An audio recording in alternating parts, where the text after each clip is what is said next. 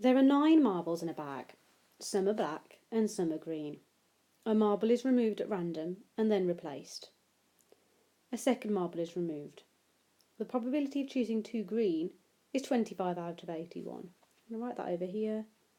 25 out of 81, and that's the probability of choosing 2 green. So that means that I know that something times something is 25 out of 81.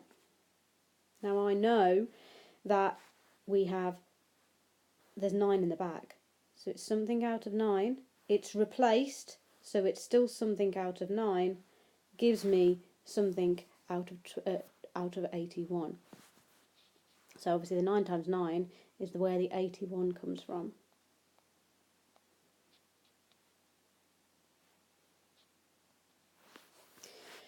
So if I give this number that I don't know, the value of n for a number, so I've got n over 9 times n over 9, which is the same as n squared over 81.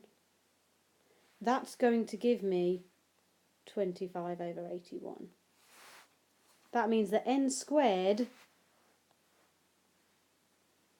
is 25. I go over here.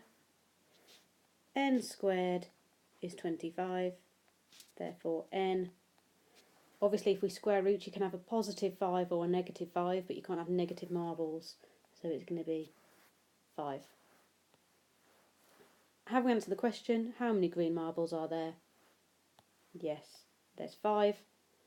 If the question was how many black marbles there are, then obviously there's a total of 9, so black would be 4 out of 9.